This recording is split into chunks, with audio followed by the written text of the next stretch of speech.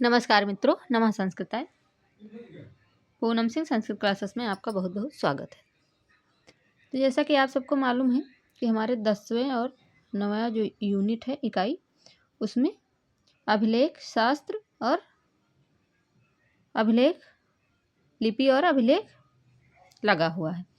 तो वो हमें वहाँ से क्वेश्चन आते हैं और हमें अच्छे से उसको देख लेना है। ठीक है, तो आज हम उसी पे लेके आए हैं कि कहाँ से कौन सा क्वेश्चन किस प्रकार आएगा और किस प्रकार आप उसका आंसर अच्छे से दे पाएंगे। तो ये चीज़ आज हम बेहतर से देखेंगे। ठीक है, तो लिपि तथा अभिलेख, लिपि और अभिलेख, जो लिपि है और अभिलेख, उसके बारे में हम आज देख लेंगे। बढ़िया से थोड़ा अच्छे से देख लेंगे और बहुत कम ही समय में 10-15 मिनट में पूरा हमारा क्लियर हो जाएगा। तो वहाँ से कोई भी क्वेश्चन गलत नहीं होगा। ठीक है, तो देखते हैं, सीधे हम टॉपिक पे चलते हैं। तो लिपि तथा अभिलेख। ठीक, तो गुप्तकालीन तथा अशोककालीन ब्राह्मी लिपि। ठीक, गुप्तकालीन, अशोककालीन, ब्राह्मी लिपि। ब्राह्मी लिपि के 3 प्रकार हैं। ठीक, जो हमारी ब्राह्मी लिपि है उसके कितने प्रकार हैं? 3 प्रकार हैं। ठीक, तो अशोककालीन 3 लिपि हमारी कौन कौन सी हैं? अशोककालीन, गुप्तकालीन, कुषाणकालीन। ठीक, ये 3 हमारी 3 प्रकार की लिपि हैं। ठीक, आगे देखेंगे। आगे है हमारा यहाँ पे ब्राह्मी की 2 शैलियाँ हैं। जो ब्राह्मी हमारी है उसकी 2 शैलियाँ हैं, दक्षिण भारतीय और उत्तर भारतीय। ये 2 हमारी यहाँ पे शैली हो जाती है। ठीक, आगे देखेंगे। आगे हमारा है अशोककालीन ब्राह्मी लिपि। फिर हमारा हो जाएगा अशोककालीन जो ब्राह्मी लिपि है, इसका विकास मौर्य ने किया था। ठीक, जो हमारी अशोककालीन ब्राह्मी लिपि है उसका विकास मौर्य ने किया था। बौद्धों का प्राचीन ग्रंथ है। ठीक, ये बौद्धों का प्राचीन ग्रंथ भी है। ठीक, ये छोटी छोटी चीज़ें मित्रों अच्छे से आप लोग देखिएगा, क्योंकि यहाँ से क्वेश्चन पूछे जाते हैं। ललित विस्तर, जो बौद्धों का प्राचीन ग्रंथ है वो क्या है? ललित विस्तर। ठीक, जिसमें 64 लिपियों के नाम हैं। ये क्वेश्चन कभी कभी यहाँ से पूछा जाता है कि ललित विस्तर में कितनी लिपियों का उल्लेख है, या इस तरह बौद्ध ग्रंथ के प्राचीन ग्रंथ जो है ललित विस्तर, उसमें कितनी ग्रंथियों का उल्लेख है? 64, 62, 63 ऐसे करके ऑप्शन आएंगे। तो वहाँ पे अगर आप लोग देखे रहेंगे तो आंसर देना आसान रहेगा। ठीक है, तो आगे देखेंगे। आगे हमारा है जिसमें नागरी लिपि का नाम, एक मिनट मित्रों, नागरी लिपि का नाम नहीं आता है। ठीक, कौन सी लिपि नहीं भी आती है ऐसा भी पूछा जाता है। तो नागरी लिपि का नाम उसमें नहीं आता है, ये आप लोग बढ़िया से देख लेना। ठीक, ललित विस्तर का चीनी भाषा में अनुवाद 308 में किया गया। जो इसका चीनी भाषा में अनुवाद किया गया वो 308 में किया गया। ठीक है, हम फटाफट चीज़ों को और बहुत ही अच्छी चीज़ों को देखेंगे, क्योंकि यहाँ पे हमारे पास ज़्यादा समय नहीं है, इसलिए हम बहुत ही जो मूल मेन चीज़ें हैं उन्हीं पे बात करेंगे और उन्हीं को देखेंगे जहाँ से हमारे क्वेश्चन बनते हैं। ठीक है, तो इसलिए आप लोग अच्छे से देख लीजिए और पूरा देख लीजिए। वीडियो को लाइक शेयर सब्सक्राइब भी कर लीजिए, ताकि आपको फटाफट चीज़ें मिलती रहें। ठीक है, क्योंकि बहुत सारी चीज़ों को हम करवा रखे हैं, तो उसको आप लोग जाके नहीं देखे हैं अगर तो देख लीजिए। ठीक, आगे देखेंगे जैनों के पन्यवड़ा सूत्र और समवायंग सूत्र में 18 लिपियों के नाम। ठीक, इसमें जो है 18 लिपियों के नाम। पहला नाम कौन सा है? तो पहला नाम है इसमें ब्राह्मी। ठीक, पहला नाम इसमें है ब्राह्मी लिपि। ठीक, तो इस तरह हम देखेंगे जैनों के पन्यवड़ा सूत्र और समवायंग सूत्र में 18 लिपियों के नाम। पहला नाम ब्राह्मी है। ठीक, जो पहला नाम है वो ब्राह्मी का आता है। ठीक, आगे देखेंगे। आगे है हमारा सबसे प्राचीन लिपि भारत में अशोक की पाई जाती है। जो हमारे भारत में है वो सबसे प्राचीन लिपि अशोक की पाई जाती है। जैनों की प्रज्ञान सूत्र में लिखा है। ये जो लिखा है, ये जो मिलता है, ये कहाँ पे लिखा है? ये जैनों के प्रज्ञान सूत्र में लिखा है। ठीक, इस चीज़ को आप लोग ध्यान रखना। ठीक, आगे देखेंगे। आगे हमारा क्या है, आगे है तो ये लिखा हुआ है, देख लीजिए, यदार्थ मगधी भाषाया आधारा ब्राह्मी लिपि वर्तते, ऐसा वहाँ पे लिखा मिलता है। कभी कभी लाइन दे के भी पूछता है। ठीक है, हमारे एनटीए द्वारा ऐसे क्वेश्चन पूछे जाते हैं। ठीक, अर्ध मगधी व ब्राह्मी। ठीक, अर्ध मगधी या फिर ब्राह्मी हो गया। ठीक, मगध के राजा आदित्य सेन, जो मगध के राजा थे वो कौन थे, आदित्य सेन। ठीक है, आगे देखेंगे गौरीशंकर हीराचंद ओझा। जो गौरीशंकर हीराचंद ओझा हैं ये प्राचीन लिपिमाला के प्राचीन लिपि माला इन्होंने लिखा है पुस्तक। ठीक, ये जो प्राचीन लिपि माला है ये पुस्तक गौरीशंकर ओझा जी ने लिखा है। इसको आप लोग अच्छे से थोड़ा देख लीजिए। ठीक, क्योंकि यहाँ से क्वेश्चन मित्रों पूछे जाते हैं। जो भी हमारे भाई बहन देख रहे हैं पूरा देखें और सब्सक्राइब कर लें ताकि आप लोगों तक फटाफट चीज़ें पहुँच जाएँ। और पिछली चीज़ों को भी देख लीजिए आप लोग, वहाँ से बहुत लाभ होगा। ठीक है, गुप्तकालीन ब्राह्मी लिपि। आगे हमारा है गुप्तकालीन ब्राह्मी लिपि। गुप्त लिपि ब्राह्मी लिपि से बनी है। जो गुप्त लिपि है वो किससे बनी है, ब्राह्मी लिपि से बनी है। 3री शताब्दी ईसा है। ठीक है, इसमें 3री शताब्दी ईस्वी है। ठीक है, आगे देखेंगे फिर क्या है, ये हमारे मेन पॉइंट हो गए। आगे अभिलेख, अभिलेख के बारे में देखेंगे। अभी हमने देखा लिपि, लिपि 3 प्रकार की होती है, अशोक कालीन, गुप्तकालीन और कुषाणकालीन। फिर 2 शैलियाँ, दक्षिण और उत्तरी, इस तरह हमने देखा। अब आगे देखेंगे अभिलेख के बारे में। तो अभिलेख के बारे में क्या है देख लेते हैं।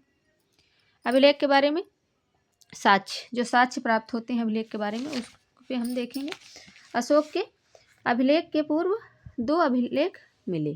जो अशोक के अभिलेख हैं उसके पहले भी 2 अभिलेख मिले। वो कौन कौन से हैं, अजमेर जिले के बड़वली गांव से। ठीक, अजमेर जिले के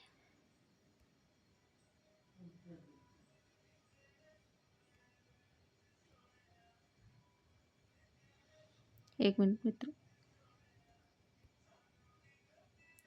अजमेर जिले के बड़वली गांव से। ठीक है, और दूसरा जो मिला नेपाल की तराई में, नेपाल की तराई में पिपवारा स्थान से, पिपवारा स्थान से। ठीक से, तो यहाँ पे प्रथम पंक्ति जो है वो कौन सी है, यहाँ पे प्रथम पंक्ति जो है वो क्या है,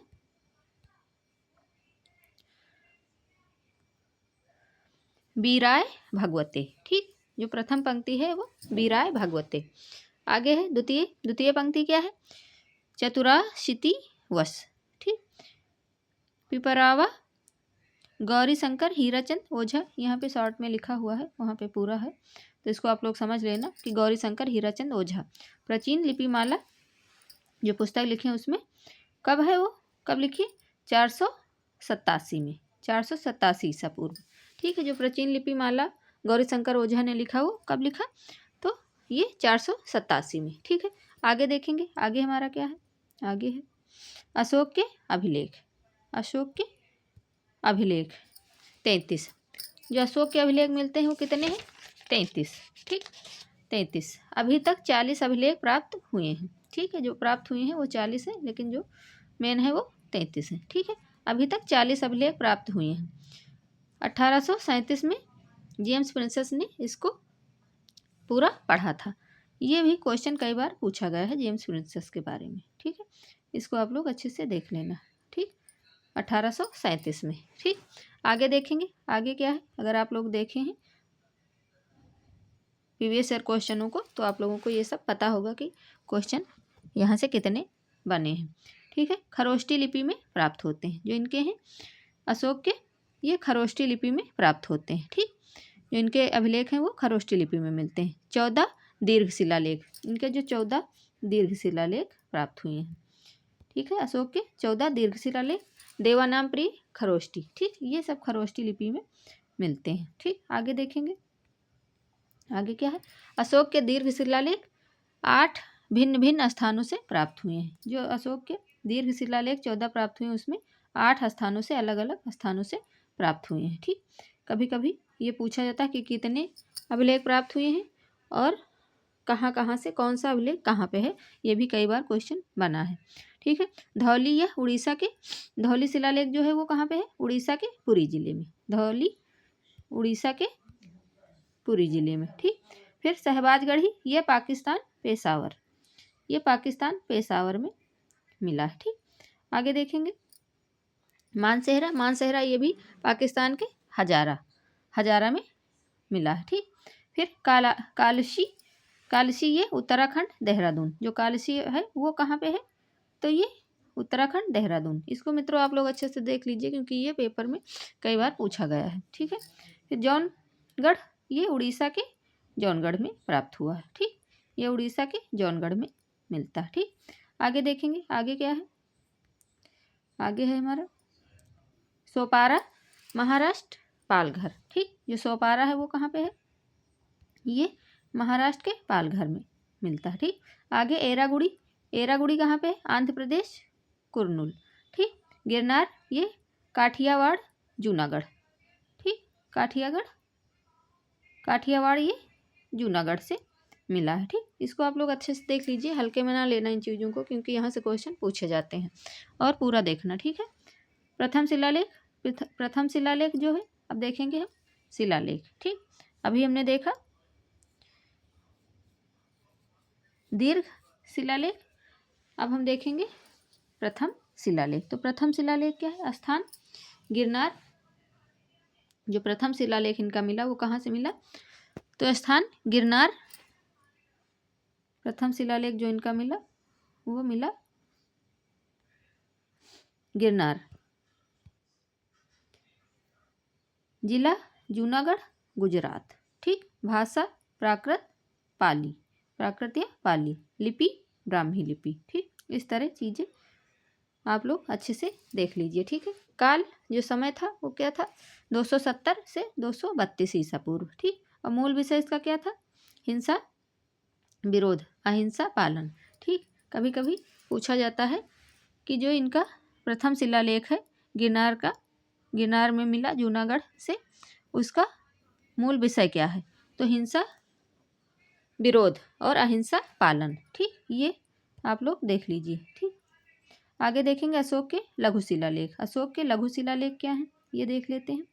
अशोक के लघु शिलालेख, रूपानाथ 232 ईसा पूर्व, मध्य प्रदेश कटनी, ठीक। ये कहाँ पे मिला, तो कटनी में, ठीक। आगे देखेंगे, आगे है गुर्जरा मध्य प्रदेश दतिया, गुर्जरा मध्य प्रदेश दतिया, इसमें अशोक का नाम अशोक ही प्राप्त होता है या लिखा है, ठीक। आगे देखेंगे, कभी कभी पूछा गया है कि अशोक का नाम किस अभिलेख में अशोक ही मिला है, तो ये गुर्जरा मध्य प्रदेश दतिया वाले में मिला है, ठीक है। आगे देखेंगे तीसरा क्या है, तीसरा हमारा क्या है, तीसरा देखते हैं। तीसरा है हमारा यहाँ पे भावरू राजस्थान, जयपुर विराटनगर, ये जो है भावरू ये राजस्थान जयपुर विराटनगर से मिलता है, ठीक। तो ये चीज़ें आज मित्रों आज हमने अच्छे से देखा। कुछ चीज़ों को हम एक क्लास हम और ले आएंगे तो उसमें देख लेंगे क्योंकि बहुत ज़्यादा लंबी क्लास हो जाएगी तो आप लोगों को देखने में थोड़ी सी प्रॉब्लम होगी, ठीक है। बाकी तैयारी आप लोग बढ़िया से अच्छे से करते रहिए क्योंकि पेपर पास है, फिर भी कोई दिक्कत वाली बात नहीं है। आप लोग बढ़िया से अच्छे से तैयारी कर ही रहे हैं तो आप लोग अच्छा कर ही ले जाएंगे स्कोर, तो बढ़िया है। फिर मित्रों आगे बात करते हैं फिर अगली क्लास में। तब तक के लिए नमः संस्कृता, धन्यवाद, राधे राधे। वीडियो को लाइक शेयर सब्सक्राइब भी आप लोग करें, ठीक है। नमस्कार।